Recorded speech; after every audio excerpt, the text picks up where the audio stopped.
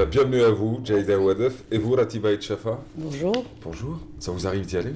Ah oui, très souvent. Ouais. Et surtout aller manger, tiens. Ah oui, pourtant vous êtes passionné par le patrimoine, mais l'un n'empêche pas l'autre en réalité. Non plus, hein. On va pas se dire que, bah oui, ceux qui... Oui, l'art culinaire aussi, hein, ça rentre dans le patrimoine, ouais. Exact. Et puis elle me parlait juste à l'instant avant de passer au plateau. Du vendredi poisson.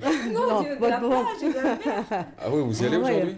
Avec la température qu'il y a dehors, je crois qu'il ne faut pas rater cette journée. C'est que le début. Ah oui, Oui. d'accord, 31. d'accord. 31 vers midi, midi et demi. Ah bah vous voyez.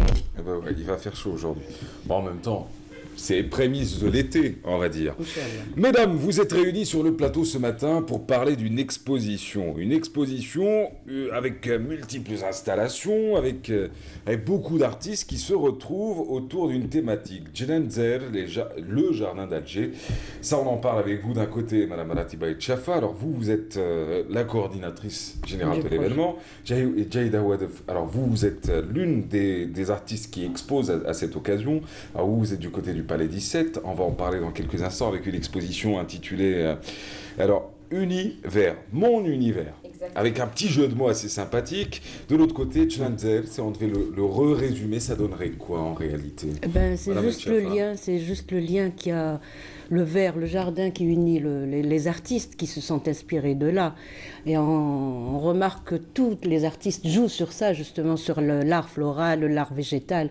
Et il y a beaucoup d'artistes, des sculptures, des peintures, du design inspiré des jardins. Inspiré des jardins. Ouais. Quand on vous a proposé l'expo, vous avez directement dit oui, vous aviez directement l'idée de ce que vous alliez exposer. Oui, tout à fait. Ouais. Parce qu'en fait, moi, depuis très très longtemps, je travaille autour de la nature. Ouais. Je suis native de Ngaous, un village d'abricotiers, ma source d'inspiration. Et franchement, quand j'étais petite, je passais des jours et des jours en train de regarder la nature, en train de surveiller tout, enfin, la biodiversité qui se passe. Je surveillais les fourmis, je regardais les plantes. Franchement, je trouve que la nature Est inspirante. la nature, c'est quelque chose de très apaisant, et surtout si on s'y attache, et surtout si on se rapproche, c'est un apaisement. Et je pense que le monde entier, il est à la recherche de cet apaisement. Et d'ailleurs, on voit dans le monde, il y a des gens qui investissent vraiment des budgets pour les sacrifier dans le jardinage. Oui. Et je pense que ça, c'est la magie de s'inspirer De la nature. d'un univers qui est vraiment une source intarissable d'inspiration et d'apaisement. Mon univers, on en parle dans quelques instants. Ratiba Chafa, on retrouve quoi? Au-delà de l'exposition au Palais 17, il y a d'autres installations. En fait, on retrouve justement la symbolique des jardins d'antan. Ouais. On retrouve la documentation sur tous les Djenan el-Fas qu'il y avait avant. Justement, on invite les gens à revivre un petit peu dans les palais, comment vivaient les gens avant, dans le ref, dans comment ils vivaient l'art, justement l'art, comment dire, l'art d'antan, comment ils vivaient dans les jardins avec le végétal, justement. Et c'est une symbolique. On a vraiment voulu symboliser les jardins avec l'aide des artistes. On va suivre un reportage sans plus tarder, si vous le permettez, et puis on se retrouve juste après pour en parler. C'est Sabrina Khlifi qui s'est déplacée au Palais des Raïs et qui a été à la découverte Tchnanzer. C'est peut-être l'occasion de la découvrir selon le regard de Sabrina. Allons-y. Zahir, une manifestation aux multiples facettes qui aborde la question du jardin en tant que patrimoine culturel organisé au niveau du Palais des Raïs. Au niveau du Palais 18, on retrouve l'exposition du photographe Nadir Djema en collaboration avec le jardin d'essai d'El Hamma qui nous fait découvrir l'histoire de ce jardin séculaire à travers des photos emblématiques de ce lieu mythique.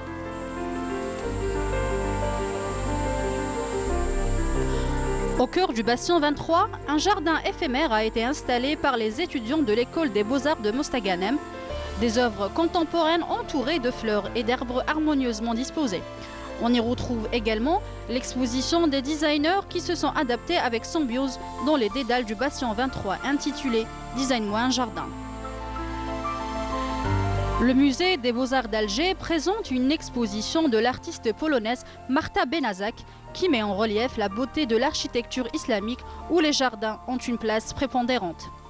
Le musée du Bardo, quant à lui, participe avec une exposition intitulée « La culture assaillie » en collaboration avec l'ambassade du Royaume des Pays-Bas, qui aborde les menaces planant sur le patrimoine mondial au cœur de l'actualité récente. Les visiteurs sont également conviés à découvrir l'exposition des œuvres pleines de fraîcheur printanière de l'artiste peintre Jahida Houadef, intitulée « Mon univers » au niveau du Palais 17. Lors de cette manifestation, on retrouve aussi des œuvres de jeunes étudiants en architecture d'intérieur qui ont essayé tout bien que mal de recréer les qa'dat de la Casbah à travers le recyclage. Pour commencer, on a trouvé un coffre réutilisé, donc il était au bastion. Tu l'as réutilisé. Tu as personnalisé à ta manière en faisant des chaînes, des... et quoi encore? Bougeoir, aussi un bougeoir. C'était une conception personnalisée aussi. Avec le tube, c'est des boîtes de chips. C'est des boîtes de chips. C'est des boîtes de chips qu'on a repeint et tout, mis avec une couleur, dorure et tout, avec argenté et tout, qu'on a troué avec des dessins. Dont Riyad a fait surtout la conception avec les trous et tout. Donc ça a donné une sorte de bougeoir. Après, M. Zakaria les a collés sur un rouleau recyclé qu'on a trouvé quelque part. Donc c'est des trucs qu'on trouve un peu partout, qu'on récupère pour en faire des choses. Donc il a fait une sorte de bougeoir avec plusieurs couleurs. Donc les pneus aussi, c'est leur idée. Donc ils ont récupéré des pneus, chacun un pneu et tout. Ils l'ont repeint et fait à leur manière, avec les moyens du bord, avec des chaînes, des cordes, quelques touches de ma peinture. Chacun a fait quelque chose à sa manière. Et il y a eu même une malle d'un bateau, donc on est en face de la mer et tout, ça rappelle aussi la mer et le concept de la Casbah et tout, comme les snis et tout, chacun a ramené ce qu'il avait à la maison, snis et les petits trucs en cuivre et tout, qu'on met un peu partout, pour rappeler le Qa'dat Ta'zman. Voilà. Cette exposition, qui se poursuivra jusqu'au 29 septembre de cette année, est évolutive et accueillera des artistes, des artisans, des designers, des architectes et des conférences universitaires abordant différents aspects liés à la thématique du jardin. Les jardins d'Alger, Djnen Zahel à l'honneur, ça se passe au Palais des Reyes.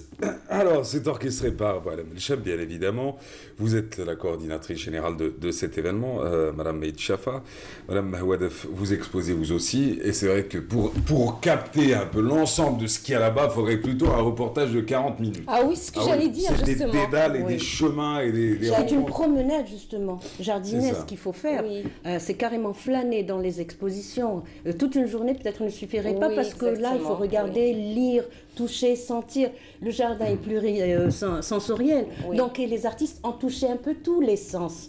Et donc, c'est pour ça qu'il faudrait vraiment prendre son temps, flâner, se promener et regarder. Moi, j'inviterais Canal Algérie à revenir visiter le Bastion 23 et revenir dans les détails. Revenir voir les étudiants de Mostaganem, revenir voir les étudiants qui ont fait la récupération, revenir voir l'artiste plasticienne qui a exposé, les designers. C'est vrai que c'était l'événement, il y a beaucoup de choses. On ne peut pas le banaliser en 4 minutes. Pas le banaliser, mais le reporter comme ça. Nous sommes une émission d'actualité. Mais ça va durer 4 mois. Donc voilà, mais je veux dire, mais je veux dire, nous sommes vraiment une émission qui parle des événements. Non, vous ne reprochez rien du tout. Je suis en train de parler du tout. Pour dire après, effectivement, à tous les autres médias, à tous les confrères et les consoeurs, il y a tellement de détails et il y a tellement d'émissions artistiques qui pourraient en plus, il faudra attirer l'attention justement que ça dure longtemps avec d'autres artistes. C'est jusqu'au 27 septembre prochain. Oui, donc il y aura beaucoup de promenades à faire dans le jardin de Djnen Zahel. Jusqu'au 27 septembre, mais mon exposition elle reste jusqu'au 15, donc moi j'invite le... Donc on va booster un peu demain jusqu'au 15. En plus au Palais 17, il est beau, il est petit. Magnifique, je l'adore ce palais, franchement c'est un palais qui me... Chaque fois que je rentre dans ce palais, j'ai envie d'y être, je leur ai dit d'ailleurs la dernière fois, laissez-moi passer au faites-moi une exception et laissez-moi faire une résidence dans ce palais. Moi, ce serait et formidable. Voilà, ce serait vraiment extraordinaire.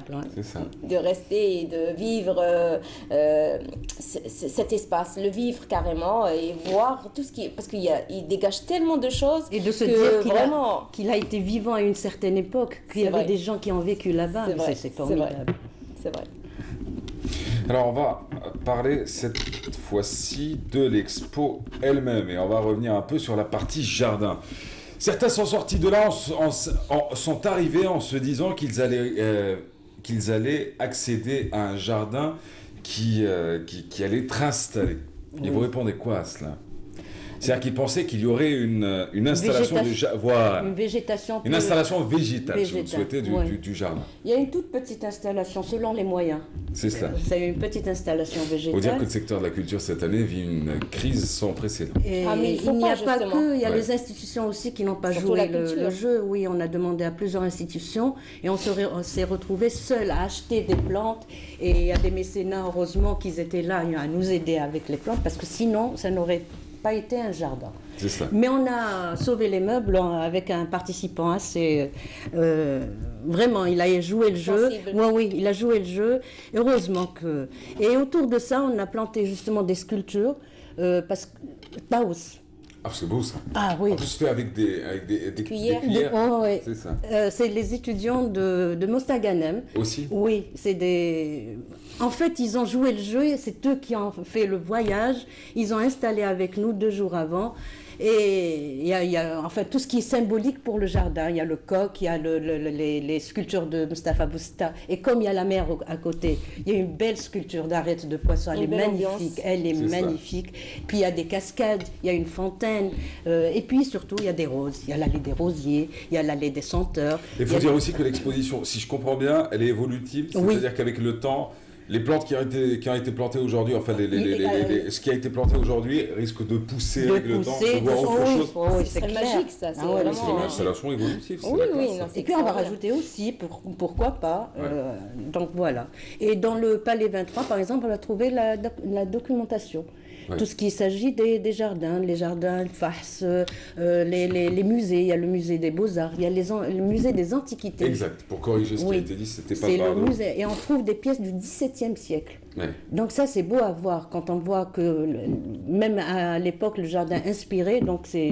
Et puis, il y a, sur le Palais 18, il y a notre partenaire, les Jardins d'Essai. Une très, très belle exposition aussi à ce niveau-là. Et après, Odyssée. Oui. Voilà. Moi, je dois en parler beaucoup parce que moi, je suis partante. Mon univers, ça raconte quoi? Mon univers, ça raconte mon entourage, ma verdure. On va parler de mon verre. Et mon verre, ce verre qui est très présent depuis ma tendre enfance dans ma vie. Et c'est un verre d'ailleurs qui me rappelle, que je retrouve un petit peu.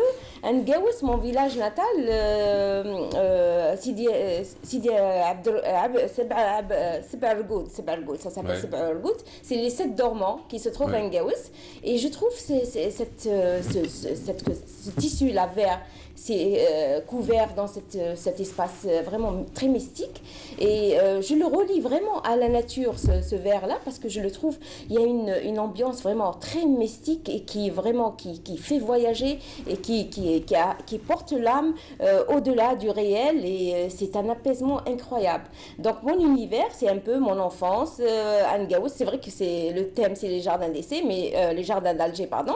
Mais en fait, voilà, ils ont cette manifestation, le directeur de la manifestation m'a appelé pour justement parler de mon verre qui est proche des jardins. Et je pense que ce verre-là, c'est un verre qu'on devrait d'ailleurs revisiter à Alger, en Algérie, parce que parfois, quand on fait des voyages sur les routes, on ne trouve pas les différentes nuances de vert. Et je trouve que c'est dommage parce que la terre, l'Algérien, il n'est pas assez proche de la terre. Et c'est dommage. Pourtant, il vit sur cette terre et il mange cette terre. Exactement. Et c'est dommage parce que vous voyagez à travers le monde, vous allez trouver des nuances incroyables incroyable de verre. Et chez nous, quand on voyage, malheureusement, on trouve une terre aride, alors que la terre, elle est là. Elle attend que ça, qu'on la travaille, qu'on l'écoute, qu'on la ressent. Et je pense que si on fait ça, ne serait-ce qu'on se pose et on s'intéresse à cette terre, on va se retrouver dans un paradis. Et ce paradis, il va influer sur notre âme et il va nous apaiser. Voilà. C'est ça. Voilà. C'est bien dit. En tout cas, c'est joliment dit. Merci beaucoup. Madame Hawadef, un mot sur l'art, sur le marché de l'art, avant de vous laisser repartir. Le marché de On en l'art. est où aujourd'hui? Hier, j'ai eu le privilège de me balader dans une résidence cachée à Alger. J'ai croisé le tableau de Kahlen. J'étais quand même heureux pour lui. Je me suis dit qu'il arrivait tout de même à vendre ses toiles. Dans votre cas, on en est où? Je ne vous demande pas votre compte en banque, je ne vous demande pas votre relevé de compte non plus, mais je dis aujourd'hui, est-ce que dans votre cas, vous arrivez à vendre vos œuvres, à vivre de votre art en réalité? Bien sûr que non.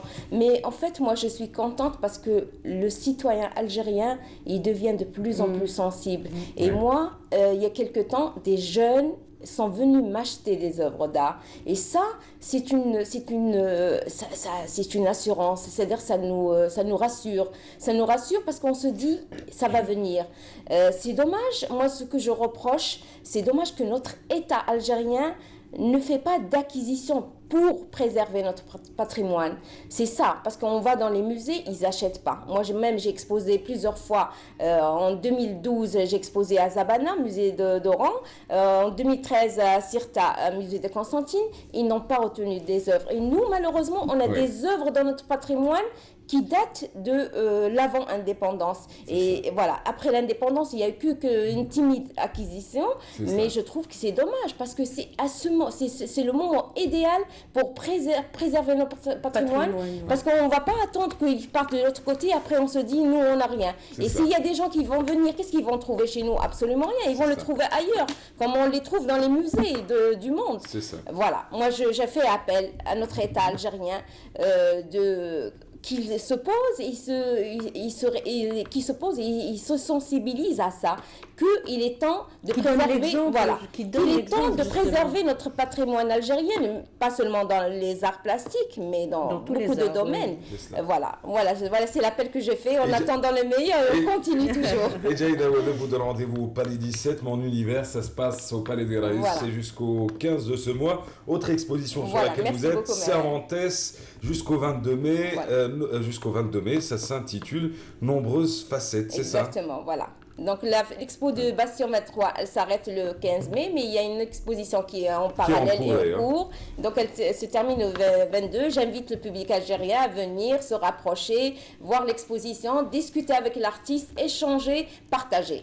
Merci à vous. Merci d'avoir été là. Merci. Moi, je remercierai justement M. Belchaheb d'avoir ouvert les portes aux artistes. Ça, c'est une très très belle initiative, et de faire participer, de promouvoir les artistes et l'art du jardin dans ce palais. Et tous les artistes et les designers surtout qui ont fait des créations et qui se sont auto-sponsorisés parce qu'il n'y avait pas de financement. Voilà, il faut continuer, il faut assurer le souffle. En attendant qu'il y ait un vrai marché de l'art. Merci à vous, merci d'avoir été avec nous. Merci. Bon poisson, bonne plage. Et bonne peinture, bonne couleur.